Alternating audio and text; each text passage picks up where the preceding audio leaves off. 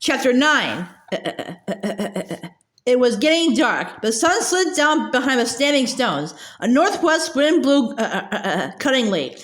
Perhaps we should go someplace warm and make our plans, the bishop suggested.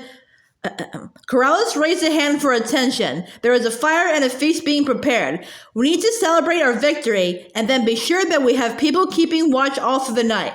And collect all our weapons. Tav moved away from his chair. The feast, and our thanks to Polly. It was only Louise the Larger, Polly insisted. It had nothing to do with me. We will talk later about the time gate. Corrales started toward the lake and the tents. Zachary shouted after him, "Wait!"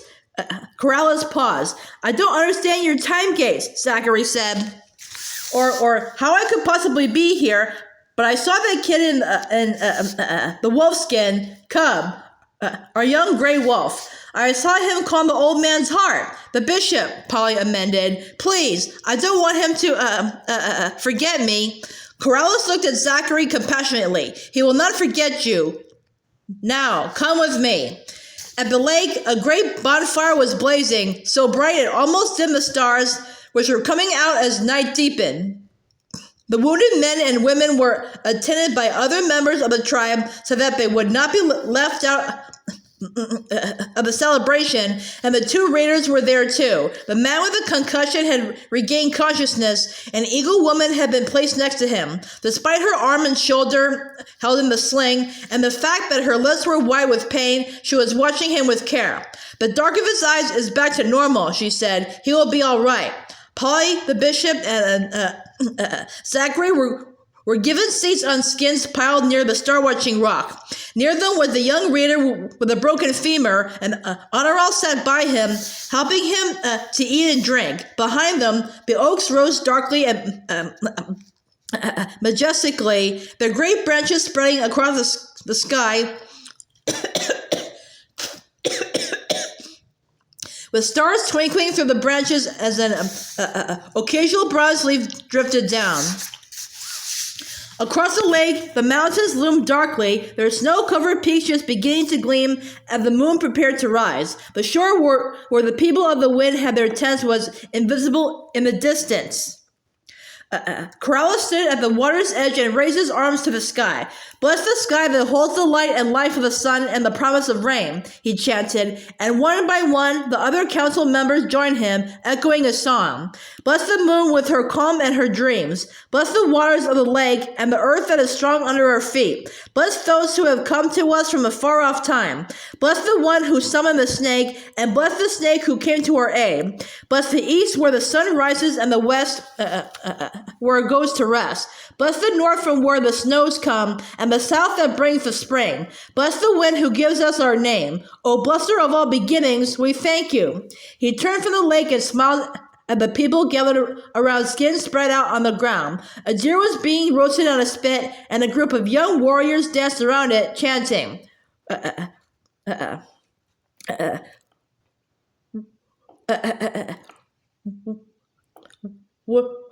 What are they singing about?" Zachary asked Polly. "I think they're thanking it for giving us, its life." "It didn't have much choice," Zachary pointed out. Perhaps it didn't, but Polly felt the graciousness in the dance and in the singing. "When's that kid going to feel my heart?" "Soon," Polly assured him. "At the right time, Zachary. Please trust him." Bowls of vegetables were spread out with fragrant breads, wooden and clay dishes of butter and cheese. Half a dozen girls and boys, long of limb and slim of body, nearing puberty, began passing food around. Two young warriors carved the deer, and an old woman, wearing a crown of feathers with an owl's head, poured some kind of pale liquid into small wooden bowls. She had been one of those in the stone circle. Honoral brought bowls to Polly, Zachary, and Bishop Kalubra. As he accepted this, Zachary tentatively touched Honoral's fingers, looking at her with eyes which seemed unusually dark in his pale face. Honoral withdrew her hand and returned to the young raider, holding his head so that he could drink. Polly noticed that on the stone altar There was a great bouquet of autumn flowers set amid squash, zucchini, eggplant, all the autumn colors arranged so that each seemed to brighten the others.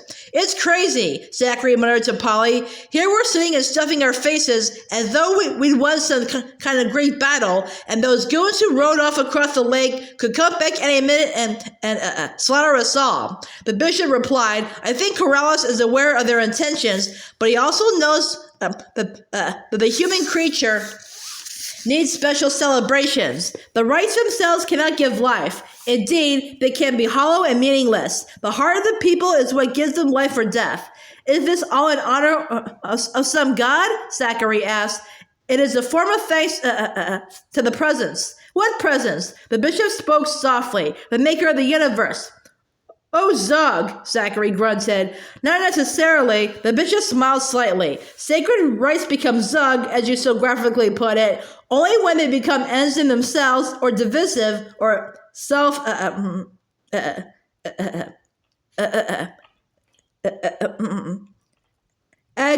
aggrandizing.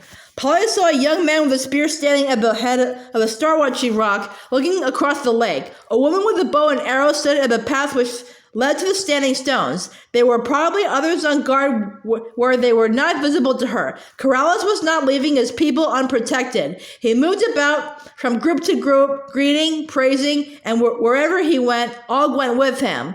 After the young people had cleared the food away, there was singing and dancing, and the moon rose high and clear, casting a path of light across the lake. Corrales and Honorel led the dancing, at first moving in a stately and gracious circle, then dancing more and more swiftly.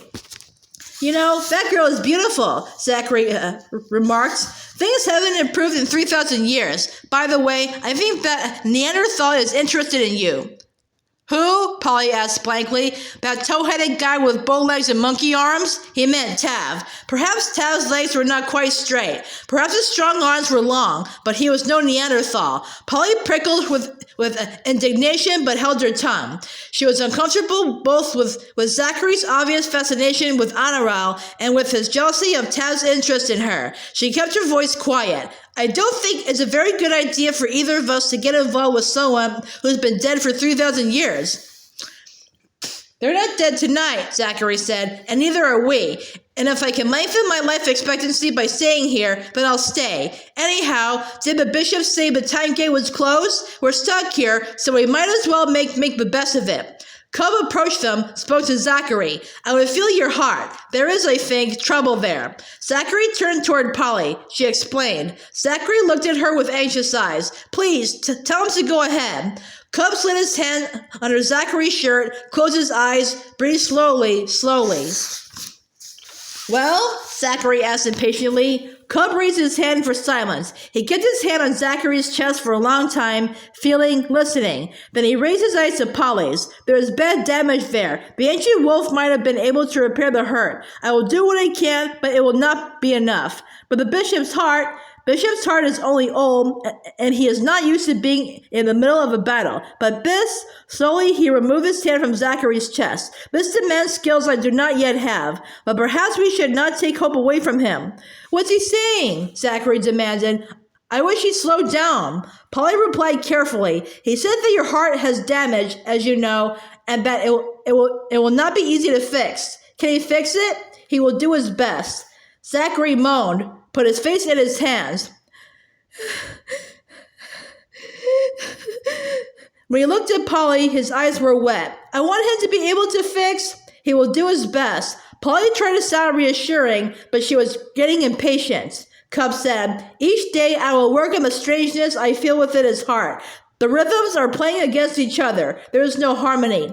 What? Zachary demanded. He will work with you every day, Polly said. He really is a healer, Zachary. He will do everything he can.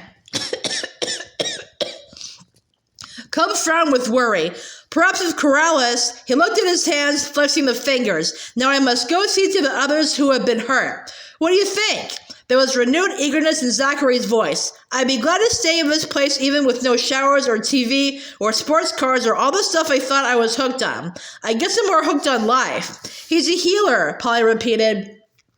The drums were increasing their rhythms, and the dancers followed the beat. Tav came and took Polly's hands and drew her into the circle of dancers, and the touch of his strong hands did something to her that Zachary's did not, and she did not understand her reaction to the strange young man who thought she had been sent by the goddess as a sacrifice to the mother. Dr. Louise's words about sacrifice flicked across her mind and were wiped away as Tav took her hands and swept her into the circle of the dance. While she was panting and almost out of breath, he took her to the edge of the lake, his arm tightly about her. "I cannot let you go." Still caught up in the exhilaration of the dance, she asked, "What?" "It is very strange, Polly. The mother is usually clear in her demands, but now I am confused. The drought across the lake is bad. If they do not get rain, not just a little rain, but much rain for those who have taken our cattle, if there is no rain, they will come again, and there are many, and we are few, and we will not be able to defend ourselves." "But you were marvelous," Polly exclaimed. "You dashed in single-handed, and you fought like..." If she likened him to one of the heroes of King Arthur's court, it would have no meaning for him. So she just repeated, "You were marvelous, brave." He shrugged. I am a warrior. At least I was at home. There had to be warriors. Here we have been so away from other tribes that only the drought has brought back an understanding that land must be protected. Land and those we love. He reached out his hand and gently touched hers, then withdrew. Polly sighed. "I wish people could live together in peace. There's so much land here. Why do they want yours? Our land is green and beautiful. We have had more rain than across the lake. We use the water of our river too." As he tried to explain, she understood that the people of the wind used some form of irrigation, which the people across the lake did not. Even so, there had not been enough rainfall. If the winter snows did not come, everybody would suffer. When you came, it seemed clear to me that the goddess had sent you.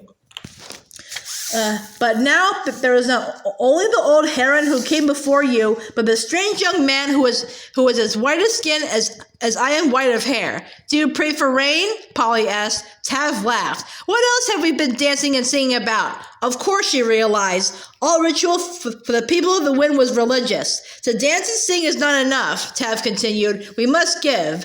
Isn't your love enough?" The question sounded sentimental as she asked it, but as she looked at the moon sparkling off the lake, she understood dimly that the love she was thinking about was not sentimental at all, but firm and hard as the star-watching rock. Tav shook his head. His voice dropped so low that she could scarcely hear. I do not know any more what is required." As his words fell into silence, the soft wind gently stirred the moonlit waters of the lake. He spoke again. "There are many women of the people of the wind who are beautiful, who would like to please me, to be mine, but none has brought me that gift without which everything else is flat. That gift! Now I look at you, and the mountains are higher, and the snow whiter on the peaks, the lake bluer and deeper, the stars more brilliant than I have ever seen them before." Polly tried to put what she wanted to say into Ogum. Tav reached out his hand and smoothed out her frown. "Tav, it is very strange. I don't understand anything that is happening. When you touch me, I feel... as I feel? I don't know. What I feel it has nothing to do with..." She touched her forehead, trying to explain that her reaction had nothing to do with reason. But she looked at his eyes, which were silver in the moonlight. "You still think the mother wants blood? My blood?" Tav moaned. "Oh, my Polly, I do not know. I don't think the mother..." She stopped, unable to think of a word for demand or coerce. Nearer our time, she thought, one name for the goddess was Sophia, wisdom, a divine mother who looks out for creation with intelligence and purpose. She shook her head, realizing that even if she could put what she was thinking into Ogum, it was not within Tav's frame of reference. Tav took both her hands. "We must go back to the others, or they will wonder." She had hardly realized that the singing had changed. No longer were the drums sounding the beat of a dance. The song was similar to the one Polly had heard that first morning when she crossed the threshold to the people of the wind, but now it was gentler, quieter, almost a lullaby. "We sing good night." His arm about her, Tav returned her to where Bishop Calubra and Zachary were sitting. Honora was behind them with the young raider. The singing drifted off as, one by one or in pairs, people went to their tents. Yes. Corrales came to the bishop, his long white robe pure as snow in the moonlight, the topaz in his torque gleaming. It will be my honor if you will share my tent. And Zachary, and you too, Zachary. Honorable left her tenting of the raider and took Polly's hand. And you will come with me. Honorable's tent was a lean-to of young saplings covered with curled skins. It backed against a thick green wall of fir and pine and smelled fresh and fragrant. There were two pallets of fern covered with soft skins. Honorable handed Polly a rolled-up blanket of delicate fur. Polly took off her red anorak and sat down on one of the fern beds.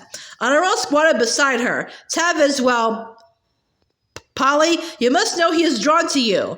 Polly wrapped the fur blanket around her, and I to him, and I don't understand how it could be. Honorable smiled. Such things are not understood. They happen. Later, if two people are to be together for always, that understanding comes. Is there going to be a later? Polly asked. I know the threshold is not open now, but I do need to get home to my own time. Before, she could hardly bring herself to articulate it, before I had to be sacrificed to the mother. That will not happen, Honorable protested. There will be rain. Across the lake? Across the lake, Polly said. If it hadn't been for Tab this afternoon, when the raiders came, and the others.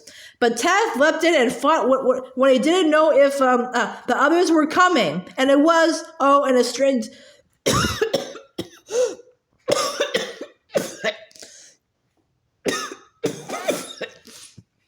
in a strange way, it was exciting. You were a warrior too, Honorable said. I just wasn't going to let those strange men carry you off. Honorable sighed. And I am grateful to Tav, to you, and Corrales.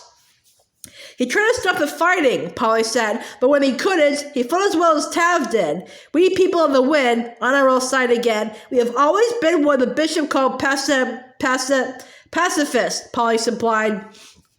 Honorable nodded. It is the drought that has changed things. If it would only rain! The old gray wolf told us that there was drought many years ago and that we, my people, came here to this fertile place because our own grounds were parched, the grasses brown instead of green, the cattle with their bones showing, the corn not even making its tassels. We have been in this place since the old wolf was a baby. We cannot just leave it. We cannot just leave and let the people across the lake take our home. Where would we go? Beyond the forest? There are now other tribes. If only the goddess would send rain. Do you think the goddess is withholding rain? Polly asked. Honorable shook her head. It is not the goddess's nature to destroy. She sends blessings. It is us. It is people who are destructive. She left the tent abruptly. In a few minutes, she returned with a wooden bowl full of water and a soft piece of leather for a washcloth. She wet the leather and gently washed Polly's face and then her hands, and it was as much a ritual as the banquet and the singing and dancing had been. She handed the bowl to Polly, who understood that she, in her turn, was to wash Honorable. When Honorable took the bowl out to empty it, Polly felt as clean as though she had just taken a long bath. She lay down on the fern bed, wrapped in a soft fur blanket, and slid into sleep.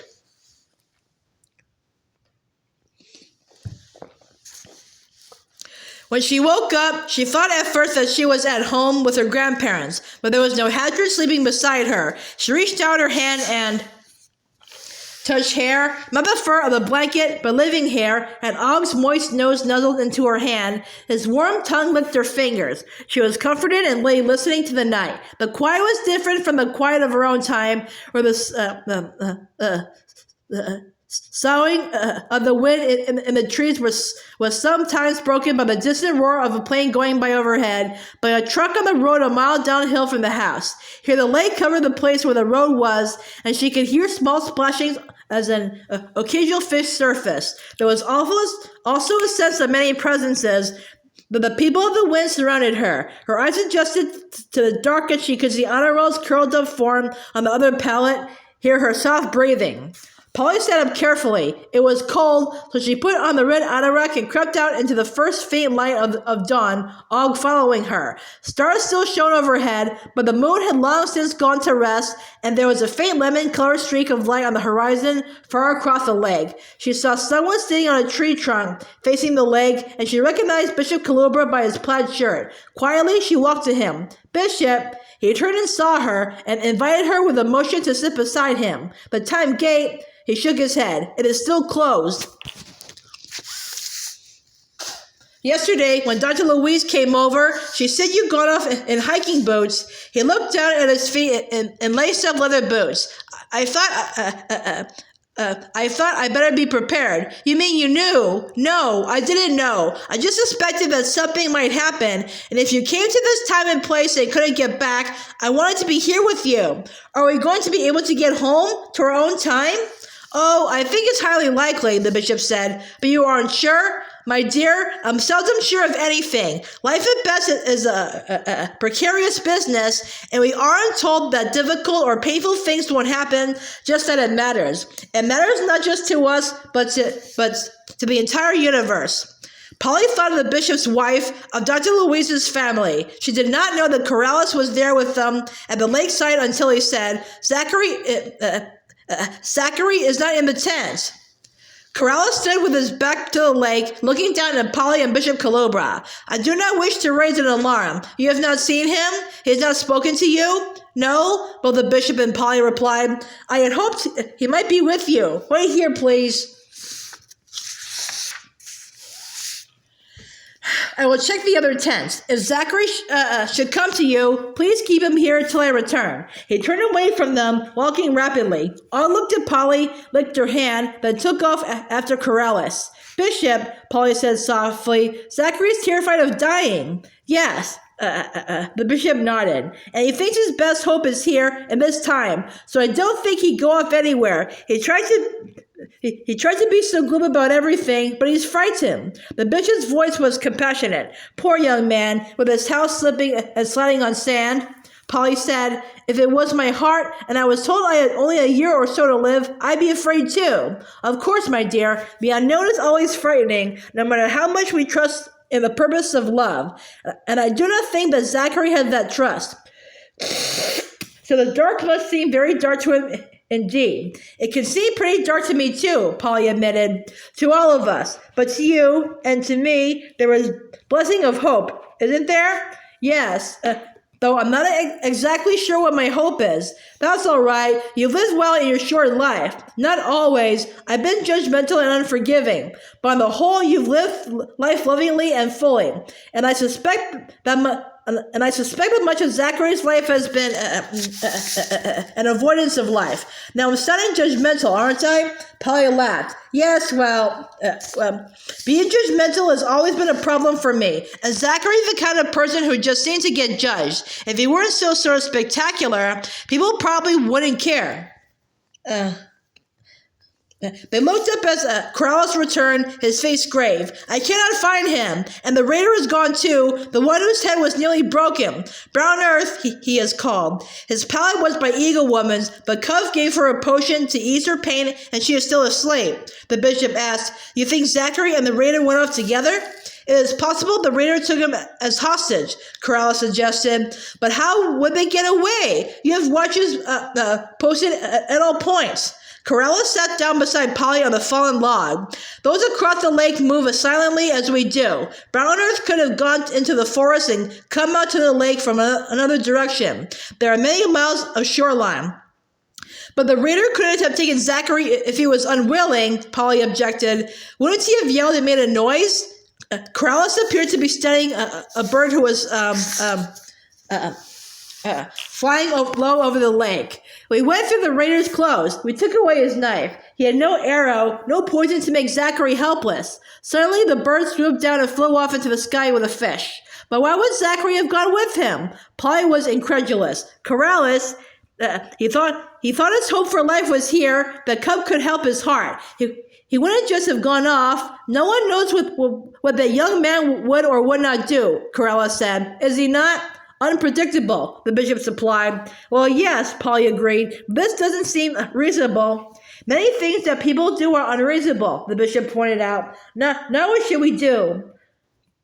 The lake was bathed in a radiant light and the sun rose, and with the sun the rich singing the morning song. I will ask the others, Corrales said, then we shall see. Corellis went around the compound asking people singly, in pairs, in small groups, all at his heels, whining a little anxiously. There was consternation over the disappearance of the raider more than over Zachary. Eagle Woman berated herself. I should have heard him. Normally my ears are tuned.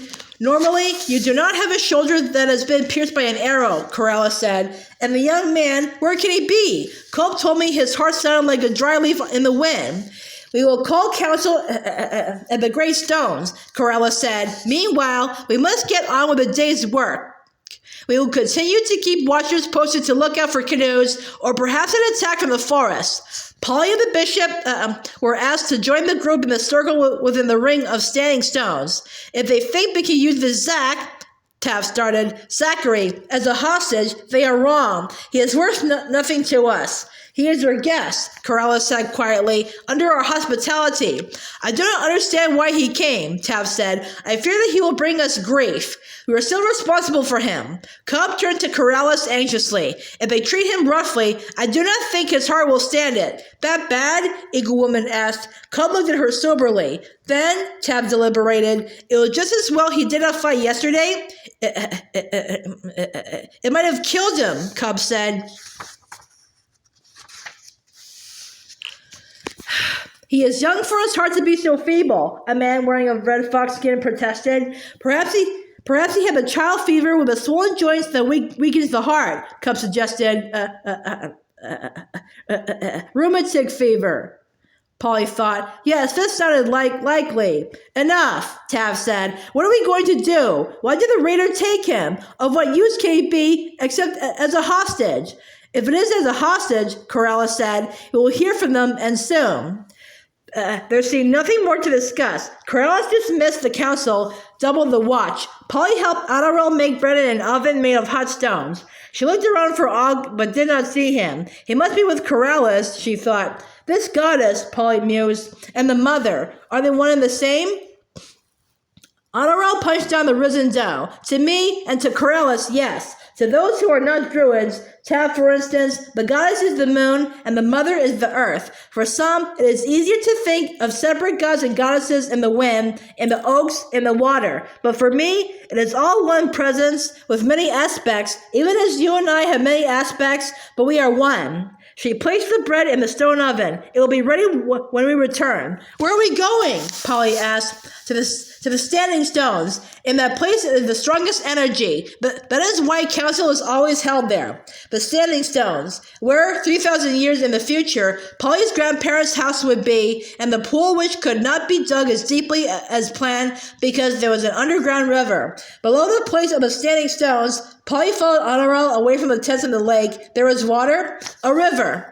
It runs underground and then comes up out of the earth where it flows into the lake. But its source is beneath the standing stones. How do you know? It is the old knowledge. Whose old knowledge? The knowledge of the people of the wind. But Tav would not take my word for it, so I gave him a wand of green wood and told him to hold it straight in front of him, and not to let it touch the ground, and then I asked him to follow me. He thought it was, what does Bishop call it? Oh yes, primitive. But he followed me, laughing and holding the wand.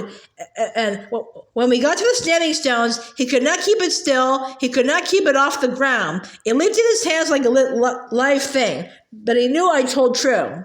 When they got to the standing stones, there was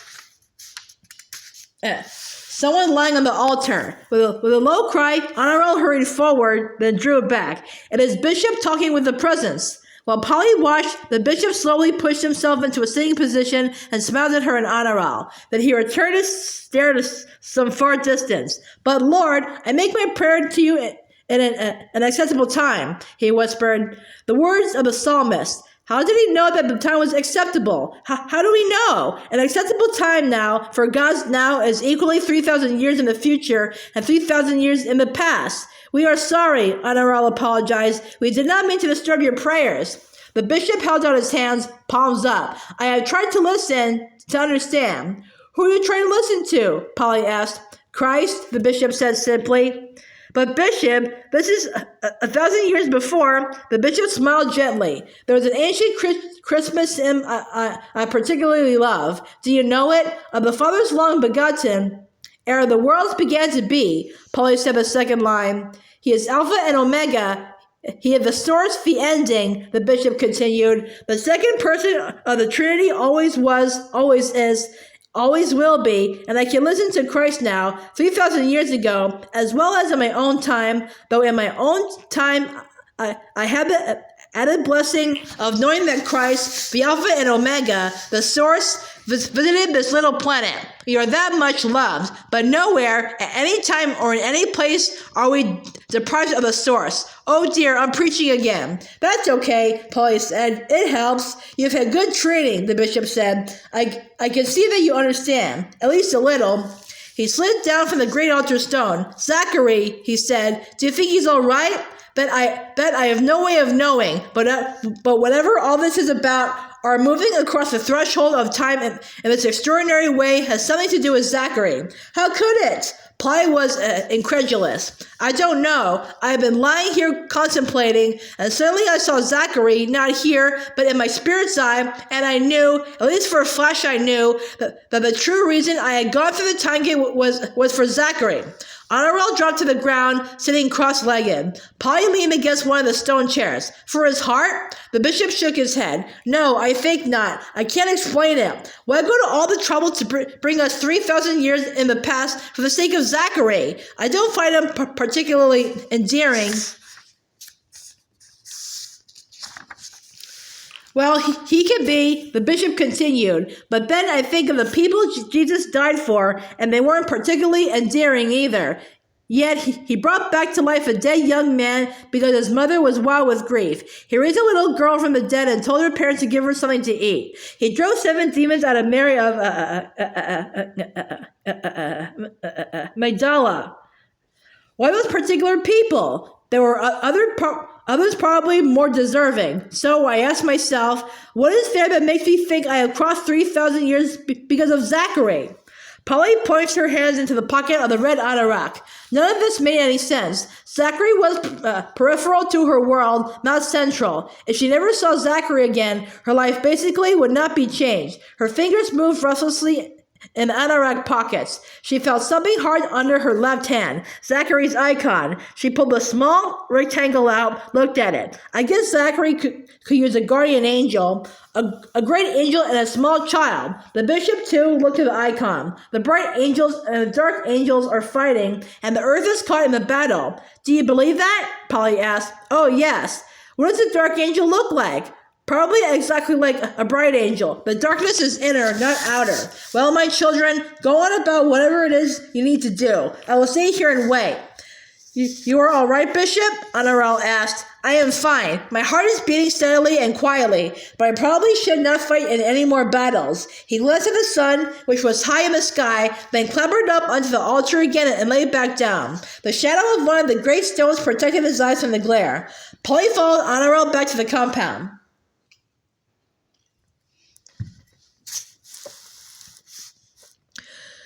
There was an unease to the day. The normal routines were carried on. Fish were caught. Herbs were hung out to dry. Several women, each wearing the bright feathers of her bird, a finch, a lark, a cardinal, were making a cloak of bird feathers. Cub called to Polly, I may need your help. Polly had forgotten the second raider, the very young man with the compound fracture whom Honorel had tended so gently the night before. Now he was lying under the shade of a lean-to. His cheeks were flushed and it was apparent that he had some fever. Cub squatted down beside him. Here, he said, I have some of Eagle Woman's medicine to help take away the fever. It is made from the mold of bread and it will not taste pleasant, but you must take it. You are kind, the young raider said gratefully. If you had been wounded and taken prisoner by my tribe, we would not have cared for you in this way. Could you have cared for me? Cobb asked. Oh, yes, our healer is very great, but we do not waste his power on our prisoners. Is it a waste?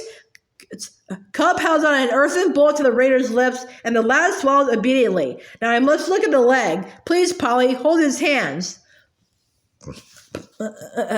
Polly knelt by the raider. Honorel had followed her and knelt on his other side. Polly found it hard to understand him, but she got the gist of what he was saying in a language that was more primitive than Ogham. What is your name? She took his hand in hers.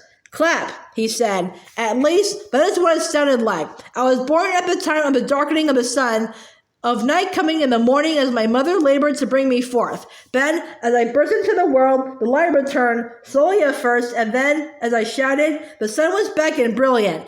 It was a very great omen. I will one day be chief of my tribe, and I will do things differently. I, too, will take care of the wounded and not let them die. He gasped with pain, and Polly saw Cub bathing the broken and raw skin with some kind of solution. Honor turned away while Polly held Clep's hands tight, and he grasped her so hard that it hurt. He grimaced against the pain, clenching his teeth to keep from crying out. Then he relaxed. Turned and looked at Honor. I'm sorry. She smiled at him gently. You are very brave, and you are doing well, Cub said. I will not need to hurt you any more today. Clep let out a long breath. I hear that brown earth, my companion, is gone from you, and also one of yours. Or is he one of yours with a pale skin and dark hair? He is not one of ours, Cub said. He comes from a far place. Honorel asked eagerly, do you know where they are? Clep shook his head. Not where they are or how they left. Your medicine made me sleep like a child and I heard nothing. Cub asked, do you think Brown Earth took Zach with him? I do not know. Would the Zach want to go? We don't know, Honorel said. It is very strange. We don't understand, Polly said. If I knew anything, Clep assured them, I would tell you. I am grateful. Brown Earth has a big mouth. It may be that he has made promises. Promises he can keep? Cub asked. Who knows? Rest now, Cub ordered. Honorel will bring you food and help you to eat. I will be back this afternoon to put fresh compresses on your leg.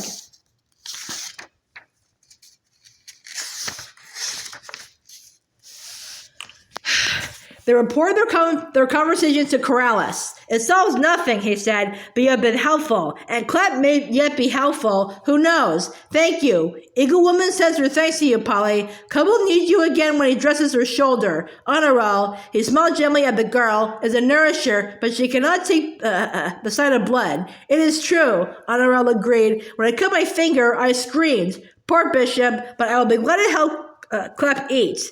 You're glad you're here, Polly, Corella said, and we wish you could return to your own time. You must wish that too. Polly shook her head. Not until we find Zachary, and not until there is rain. The attack came during the night. Og woke Polly, barking loudly. Honora was up in a flash, spear in hand. Polly followed her. Torches cast a bloody glow over the fighting people, and at first Polly could not tell which were the people of the wind and which were the raiders. Then she saw Og rushing to Corrales' aid, jumping on a raider who had a spear at Corrales' ribs. Og clamped the man's wrist in his jaws, and the spear fell.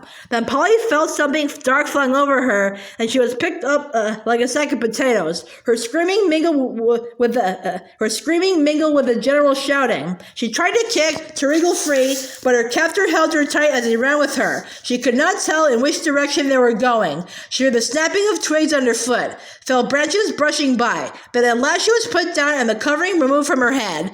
They were on the beach, out of sight of the village. The trees reached almost to the lake's edge. The moon was high, and she gasped as she saw Zachary standing by a shallow canoe. Zach! You brought her, Zachary said to her captor. Good. Get in the canoe, Zachary said. His face was white and pinched in the moonlight, but his voice was sharp. What is this? Polly demanded. It's all right, sweet Paul. Really it is. Zachary reassured her. I need you. She drew back. I'm not going anywhere. Her captor's hands were around her elbows, and she was propelled toward the canoe. He was not Brown Earth, the raider who had the concussion, but an older man, muscled, heavy. He won't hurt you as long as you don't make a fuss. I promise, Zachary said. Please, Polly, he was cajoling. Just come with me. Where? Across the lake?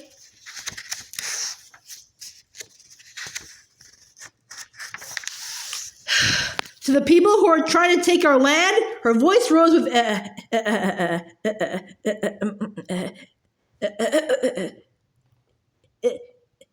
incredulity. Our land? Zachary asked. What do you care about it? It's 3,000 years ago. You don't know anything about the people across the lake. They aren't enemies. They attacked us.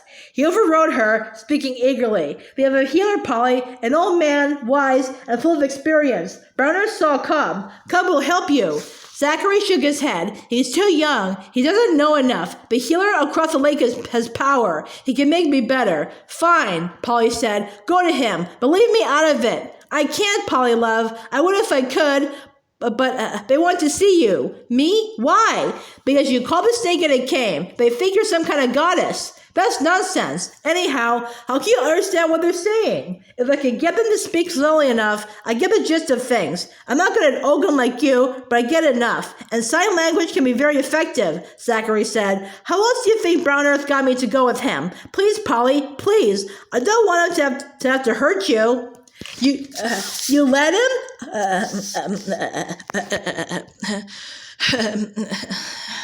I thought you cared about not hurting. Ouch! Her captor's hands tightened about her arms like a vice. Please, Polly, just come, and everything will be all right. Take your hands off me, Polly snapped. She opened her mouth to scream for help, but her captor silenced her with a rough hand. From the village she could hear sounds of shouting, so probably her cry would not be heard. Her captor shoved her toward the canoe. He was taller than she was and full of brawn. To try to fight him was folly.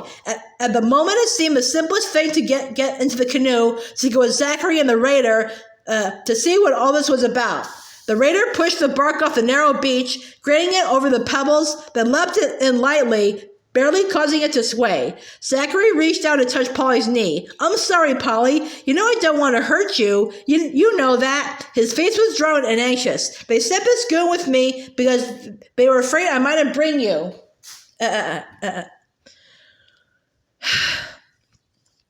I'm the one they don't trust, not you. You'll be treated well, I promise you, just like a goddess. And that's what you are to me, even if I think of you as a goddess differently from the way they do. She sighed gustily. Zachary, when the fighting's over and I'm missing, they'll be frantic. Who will? Corrales and Honoral, the bishop, Tav, Cobb, everybody. Her captor made two guttural sounds, which Polly interpreted as let's go. He pointed, and they could see several longer canoes moving swiftly across the lake. The battle then was over, though Polly had no idea who had won, who had been hurt, or even killed. Swiftly she leapt into the water and slushed towards shore, but her captor was after her and grabbed her before she could reach land. You have no right to take me against my will, she struggled to say. He did not reply. He picked her up and carried her back to the canoe.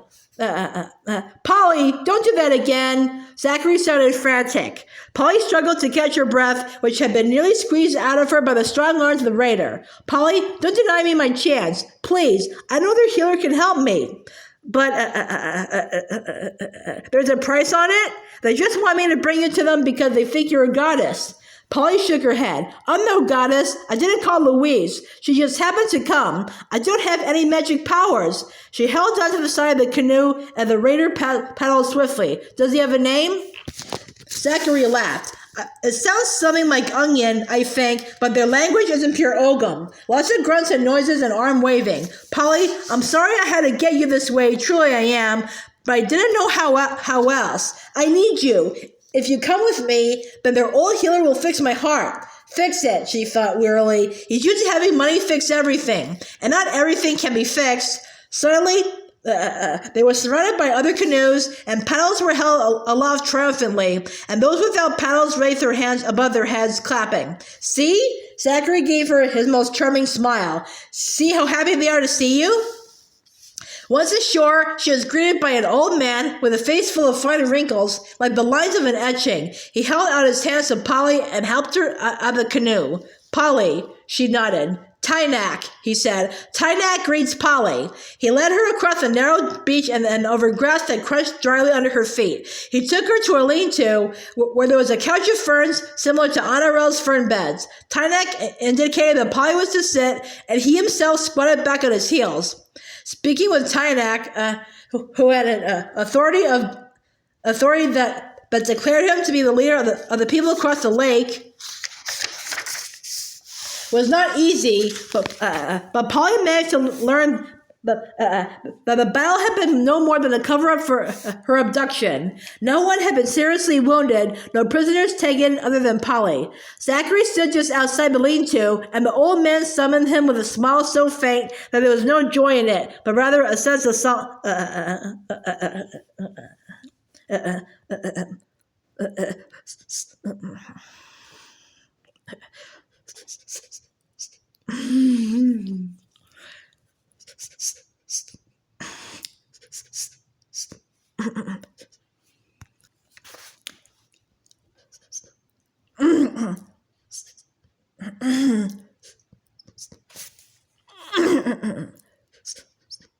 Solemnity. See, I brought her, Tynak, Zachary said. Now will the healer fix my heart? He put his hand to his chest and looked eagerly at the chief.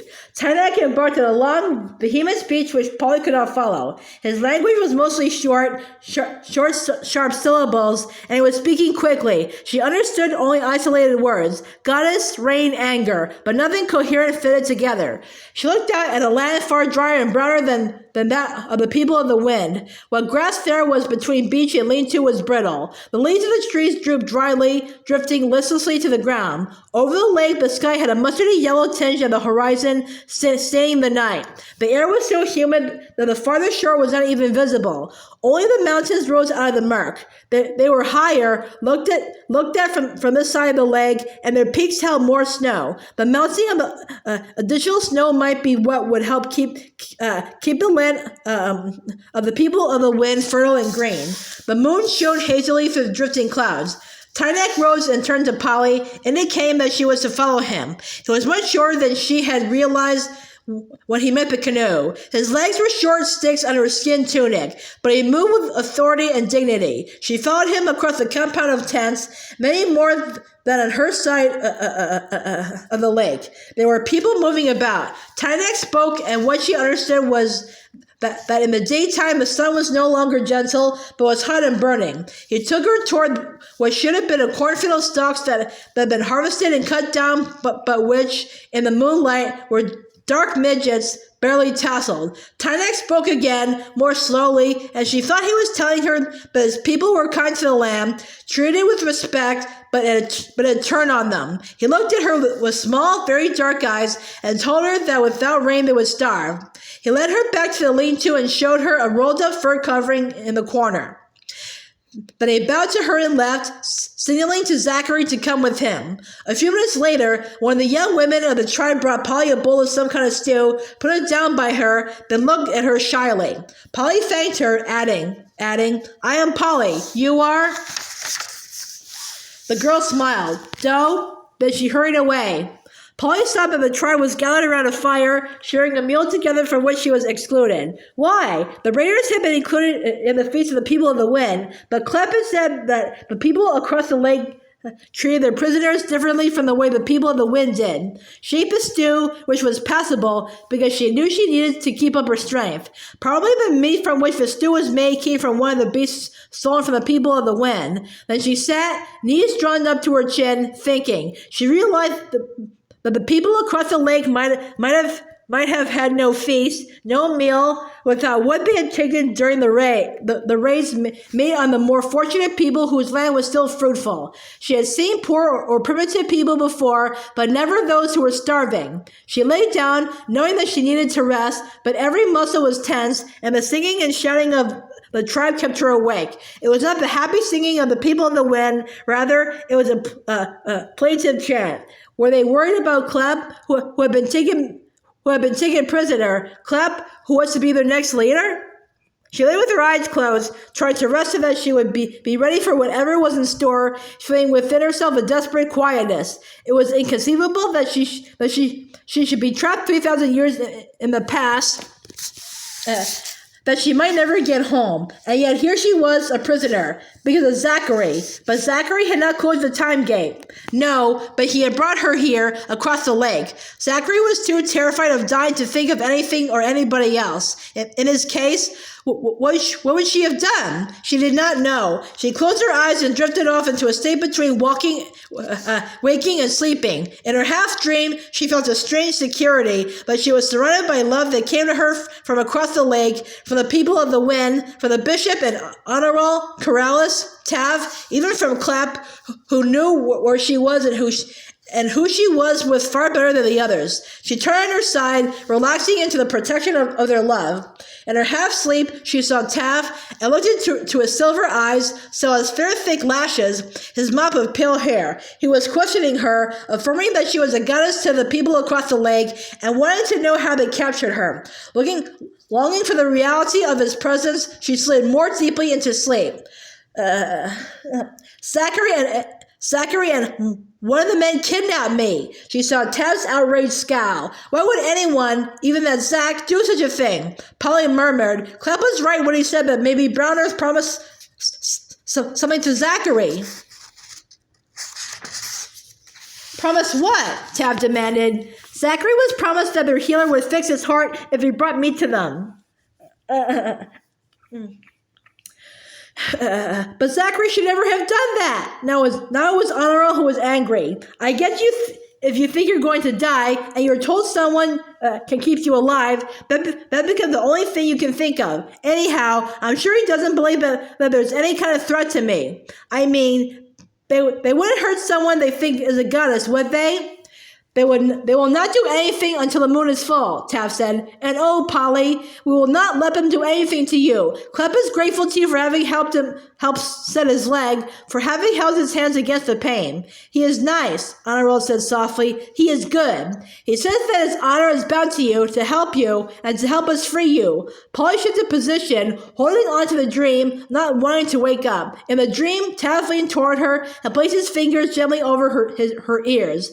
Then he touched her eyes, her mouth. We give you the gift of hearing, he said. Clapp sent you the hearing of the trees. We give you the gift of hearing, Honorable said softly. I give you the gift of hearing the lake, for I know that you have much love of water. And I, Taff's voice was soft, I give you the gift of understanding the voice of the wind, for we are the people of the wind, and the wind is the voice of the goddess. Listen, and do not be afraid. Do not be afraid, Honorable repeated. Do not be afraid. The words echoed in her ears as she turned again on the hard earth and slid out of the dream into wakefulness. She tried holding on to Taff's promise that nothing would happen to her, but despite her own affirmation that the people across the lake would not do anything to harm someone they thought to be a goddess, an inner voice told her that to these people, whose land was still devastated by drought, the sacrifice of a goddess would be a sacrifice of great power. She lay on the fern pallet, pulling the fur rug over her. She wanted to recover the comfort of the dream, but she could not. Her mind began searching for ways of escape. She was a strong swimmer. She had swum all her life, and her stamina and endurance were far greater than ordinary. There had even been a suggestion that she try for the Olympics, a realistic suggestion considering her capabilities, but she agreed with her parents that it was a competitiveness she did not want. She thought about the lake and realized that the distance was too great, especially in cold water.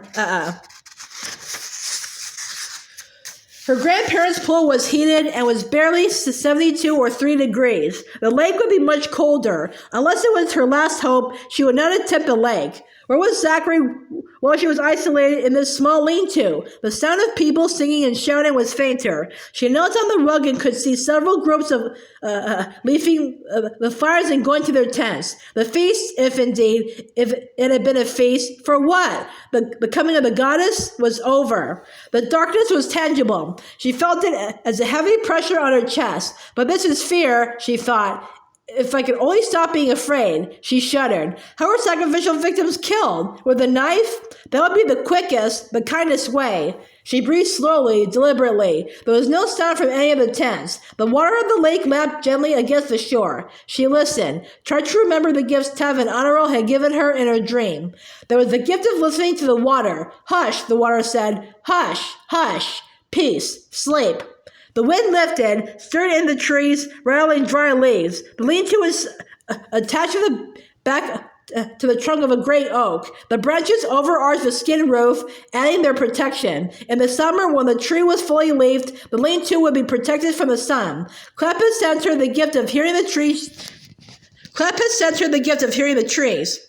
She listened with a certainty that indeed gifts had been sent to her, blowing in the winds across the dark waters of the lake. She heard a steady throb like a great heart beating. The rhythm never faltered. It was an affirmation of steadfastness. The oak was older than any trees in her own time, hundreds of years old. It was, and its being was a strange comfort. Last she turned to Tav's gift, cherishing it, the gift of hearing the voice of the wind, as she listened as the wind stirred gently among the dry leaves above her, touched the waters of the lake, ruffling its surface, reached into the lean-to and brushed against her cheeks. She heard no words, but she felt a deepening of comfort and assurance. She slept. When she opened her eyes, it was daylight. Tynak was squatting by her, looking at her. Behind him, the dawn light was rosy on the water. The sun was rising behind the snow-capped mountains that shielded the people of the wind. But now, as Polly looked at the mountains from the far side of the lake, they seemed wild and menacing. Around the compound, people were stirring, and she could smell smoke from the cook fires. Long rays of light reached into the lean-to, touched Polly. Tynak held up one hand, pointing. At first she had no idea what he was indicating with his ancient finger. Then she realized it was her hair. Tynak had never seen red hair before. At night, it would not have shone as it did in the long rays of sunlight. She did not know how to explain that red hair was not particularly unusual in her time, so she smiled politely. Good morning. Clap. There was urgency in Tynak's voice. She spoke slowly. Cleb has a broken leg. Our healer is taking care of it. He will be all right. He will return? I don't know about that. I don't know what happens with prisoners. He must return. You are a goddess. We need help. I'm not a goddess. I'm an ordinary human being. You called Snake. It came. I'm sorry. It didn't have anything to do with me. I don't have that kind of power. I don't know why she came. It was just coincidence. She hoped he could understand. He could understand enough of her faltering Ogum to get the gist of what she was saying. Snake, who is? Louise is just an ordinary black snake. They're harmless. Her name? Louise the Larger. Tynak grunted, gave her an incomprehending look, then turned and without speaking further, left the lean-to. In a few minutes, he returned with a wooden bowl full of some kind of gruel. She took it. Thank you. Can you call rain? He demanded. I wish I could. You must try. His wrinkled face was kind, sad, in no way sinister or threatening. Even in my own time, she thought, where we think we have so much control over so many things, we haven't succeeded in forecasting the weather, much less controlling it. We, too, have droughts and floods and earthquakes. We live on a planet that's still unstable. You will try? Tynak prodded. I will try. Where you come from, you have gods, goddesses? She nodded. Because of her isolated island living, she had had little institutional training in religion. There had been no available Sunday schools, but family dinner table conversation included philosophy and theology as well as science. Her godfather was an English canon who had taught her about a God of love and compassion, a God who was mysterious and tremendous, but not to be understood as 2 atoms of hydrogen plus 1 atom of oxygen make water could be understood. A God who cared about all that had been created in love, and that included all these people who had lived 3,000 years ago. Bishop Kalubra, too, believed in a God of total love, and so, despite her pragmatism, did Dr. Louise. Honorel had talked of the presence. That was as good a name as any.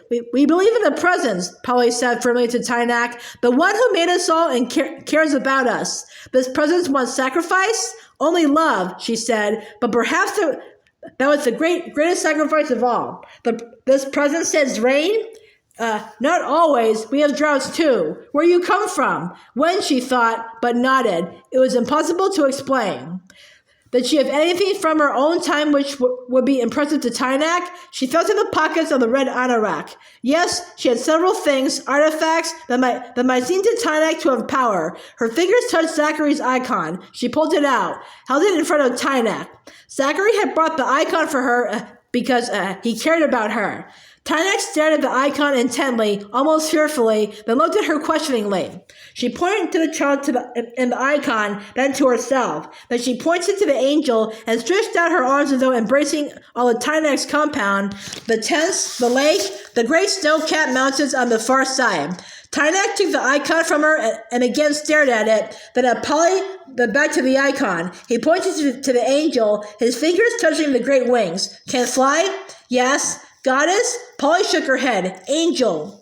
He sounded the word out after her. Angel. Angel will help you? She nodded. Angel will let no harm come to you? Angel loves me, she replied carefully. He nodded several times, turned the icon over, looked at the plain wood at the back, turned it so that he was looking at the angel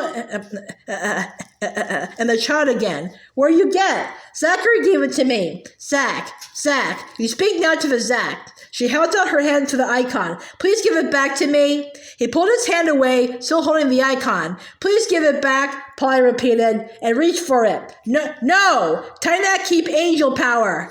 Why did she care so much about keeping the icon? If you try to grab it away from him, others would come to his rescue immediately. She stared into his, dark eyes. Angel has good power for me, bad power for you. Not so. I take Angel. I take your power.